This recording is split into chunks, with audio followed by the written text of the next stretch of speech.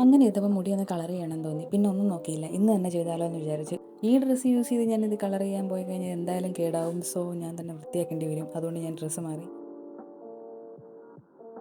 ഞാൻ ഗാർണിയർ എന്ന ബ്രാൻഡിൻ്റെ ഹെയർ കളറാണ് യൂസ് ചെയ്തേക്കുന്നത്. അതിൻ്റെ ഇടയിൽ ഒരു ഡിസ്ക്ലൈമർ ഉണ്ട്, this is not a promotional video.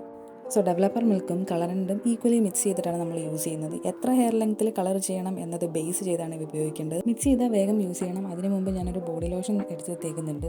കാരണം കളേഴ്സൊക്കെ നമ്മുടെ ദേഹത്തൊക്കെ ആവാനുള്ള ചാൻസ് ഉണ്ട്. സോ നമ്മൾ ഏതെങ്കിലും ബോഡി ലോഷൻ യൂസ് ചെയ്യുക. അത് കഴിഞ്ഞിട്ട് അവർ തന്നെ പ്രൊവൈഡ് ചെയ്തിരിക്കുന്ന കണ്ടീഷണർ യൂസ് ചെയ്യണം. അത് കഴിഞ്ഞിട്ട് അവർ തന്നെ പ്രൊവൈഡ് ചെയ്ത ഗ്ലൗസ് കൊണ്ട് തേച്ച് പിടിപ്പിക്കുക.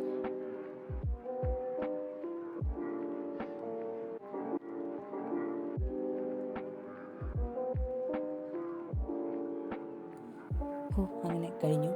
എൻ്റെ മുടി ഒട്ടും കൊഴിയാറില്ല. അത് നിങ്ങൾക്ക് കണ്ടുമ്പോൾ മനസ്സിലായല്ലോ. സോ നമുക്ക് കുറച്ച് ടൈം വെയിറ്റ് ചെയ്യാം.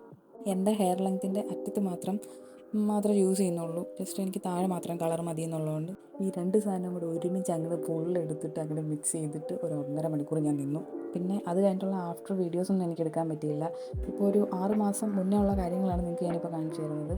പക്ഷേ 6 മാസത്തിന് ശേഷം ഈ കളർ അതുപോലെ തന്നെയുണ്ട്. കുറച്ചൊക്കെ ഫീഡായി, എന്നാലും ആ ഒരു കളർ അതുപോലെ തന്നെ നിൽക്കുന്നുണ്ട്.